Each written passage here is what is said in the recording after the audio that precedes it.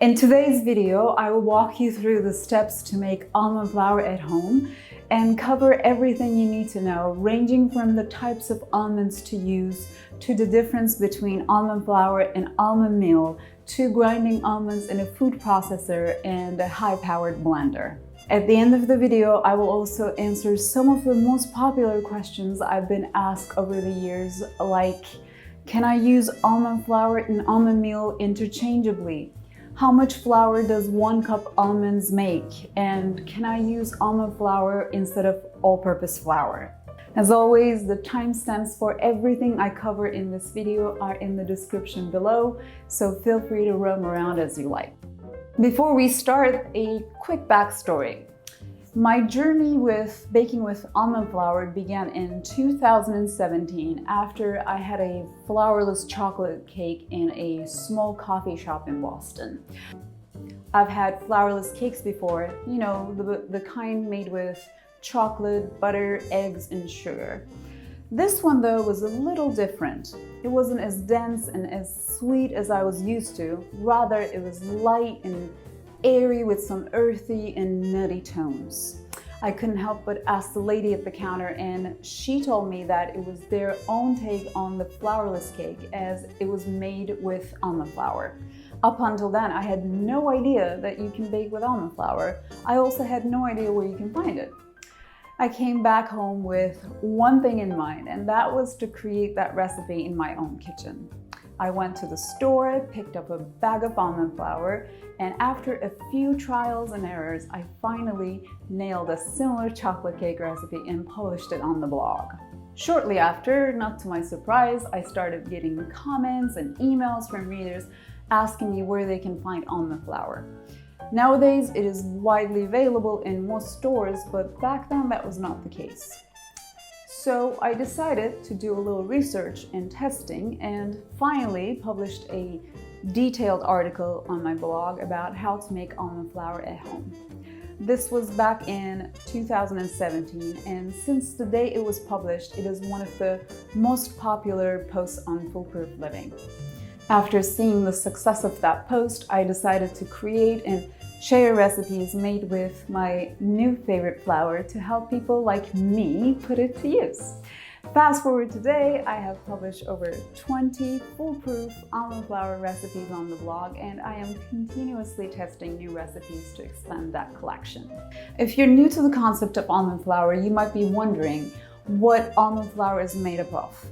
While some might think that it is obvious that the ingredient list has only one ingredient, almonds, I also understand why it could be confusing. Because nowadays, if you go to the store to buy almonds, they have a bunch to choose from, like raw, roasted, slivered, sliced, salted, unsalted, blanched, and the list goes on. So the question then becomes, what is the best type of almond to use to make almond flour at home?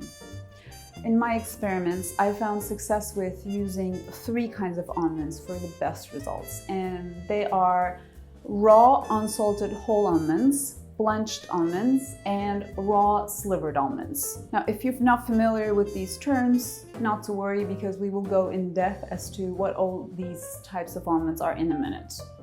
As you're shopping, most of the time, brands label these almonds as whole almonds, so be sure to look for that. You might ask, what would happen if I use the roasted and salted kind? Well, the choice is up to you. However, I prefer almond flour made up of whole almonds to use in baking because I find that the roasted and salted kind would add an additional roasted flavor to your baked goods. While it's not a bad thing, I think most of the almond flour muffins, cakes, cookies benefit from more of a natural flavor of almond flour when they're made with the raw kind. Now let's talk about these 3 types of almonds in a little bit more detail, which is also where I will answer the most frequently asked question of all times. What is the difference between almond flour and almond meal? The first one, raw almonds, are the straightforward, unroasted and unsalted kind that is used to make almond meal, or also referred to as ground almonds. The process is quite simple. You put almonds in a food processor or a blender and blend it until it gives you that flour or meal consistency. The other kinds, blanched and silvered almonds, are used to make what we refer to as almond flour. Both of these almonds are called blanched, which is the term used for almonds without the skin on. So the difference between almond meal and almond flour is the type of almonds that are used to make them. If it is made with almonds with the skin on, it is called almond meal, and if it is made with blanched almonds, then it is called almond flour. Now at this point you might be wondering, where do I get blanched almonds to make almond flour? I find that blanched almonds are a little harder to find compared to your regular raw almonds, but luckily it is easy to remove the skin of almonds at home. All you need is raw almonds and hot boiling water. So to blanch almonds at home, place 1 cup of almonds in a colander and give it a good rinse under cold running water. Transfer them into a bowl and pour 2 cups of hot boiling water over it. Let them soak for 2 minutes or until the skin starts getting wrinkly. Line a small baking sheet or a plate with a sheet of paper towel. We will need this to dry the blanched almonds before turning them into flour. To remove the skin, gently squeeze each almond to loosen their skin. It should come right off.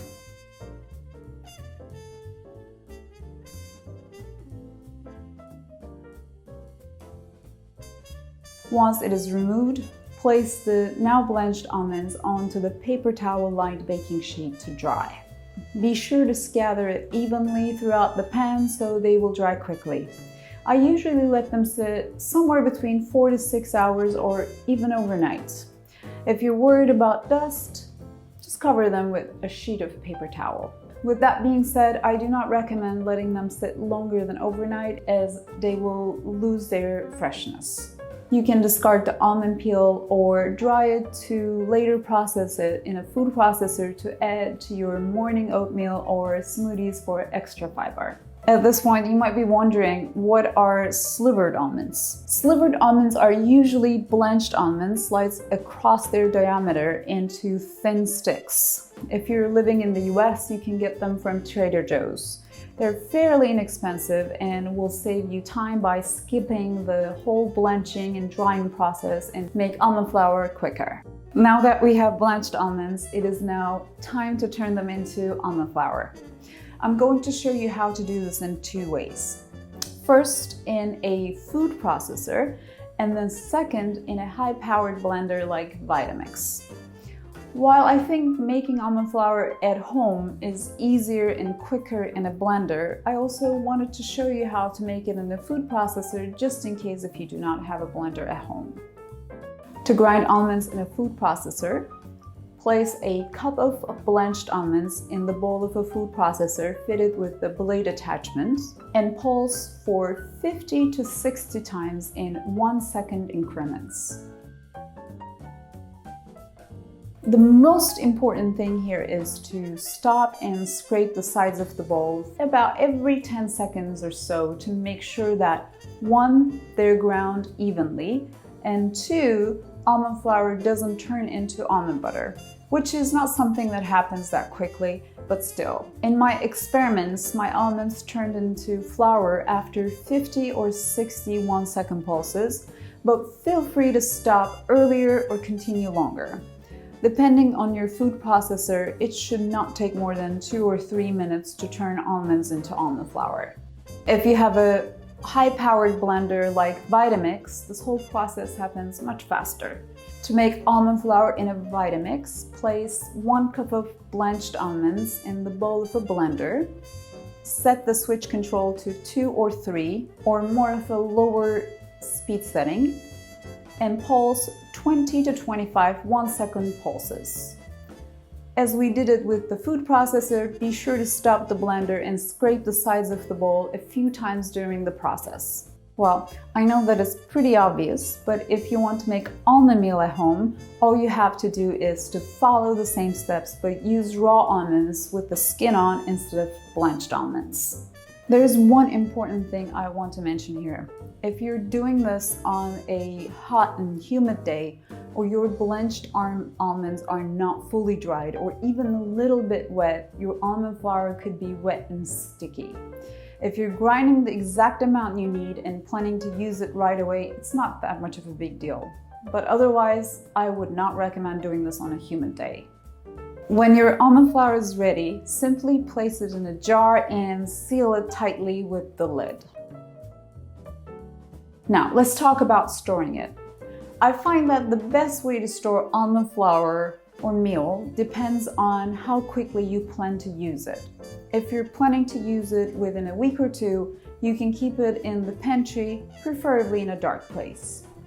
If you're planning to use it later than a week or two, then you would want to place it in a freezer-friendly airtight jar, seal tightly, and keep it in your freezer. When you're ready to use it, measure the amount you need, let it sit on the counter for about 15 to 20 minutes, and use it as directed in your recipe. Let's talk numbers. In particular, how much flour would you get from grinding a cup of almonds? Now, the weight measurements that I'm sharing here are the results of my own testing using my own kitchen scale, just to give you an idea. 1 cup of blanched almonds are 5.2 ounces, which equals to 147 grams. 1 cup of almond flour made from 1 cup of blanched almonds is 4.2 ounces, which equals to 120 grams. In other words, you get approximately 1¼ cups of almond flour using 1 cup blanched almonds. Before I move on to answering the frequently asked questions, I want to talk about 2 other types of almond flour that are also popular: superfine almond flour and almond pulp. Superfine almond flour is mostly used in making the popular French cookies, also known as macarons. It is finer than what I refer to here as almond flour.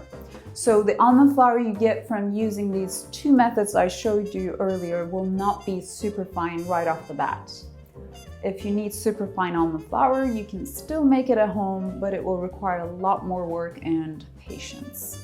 Almond pulp, on the other hand, is made by drying the pulp left over from making almond milk on a sheet pan in a low heat oven for 2 to 3 hours or until it is fully dried, and then pulverizing it in a blender until it turns into flour. Since the flour you get from almond pulp is mostly stripped from its fat, the baked goods end up being denser and less fatty compared to their version made with almond flour. This is not to say you can't use it in baking. You certainly can, but you would have to adjust the recipe, and depending on the recipe you're using, most likely increase the amount of fat used to compensate for the loss. If you want to know more about almond pulp and how and where to use it, I wrote a long and detailed post on my website. You can find the link in the description below. Before I let you go, I'll answer 2 of the most asked questions. First, can I use almond flour and almond meal interchangeably? The answer is that it depends on the recipe. However, I find that when using cakes and muffins, using them interchangeably is usually fine. You might end up with a little smaller baked goods in size and also a different color, but in terms of taste, there's not much of a difference. For cookie and pancakes, I would recommend sticking to almond flour, but again, it is always safer to take the cues from the recipe that you're using.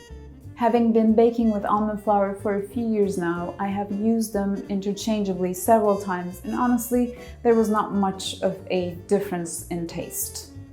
Second question, can you use almond flour in place of regular flour? Most people wonder if they can make a recipe healthier by using almond flour in place of all-purpose flour. The answer to this question depends on the recipe itself and might require you to test your recipe a few times. In general, you may use 1 cup of all-purpose flour for 1 cup of almond flour in most cases, especially if the recipe uses eggs as a binder.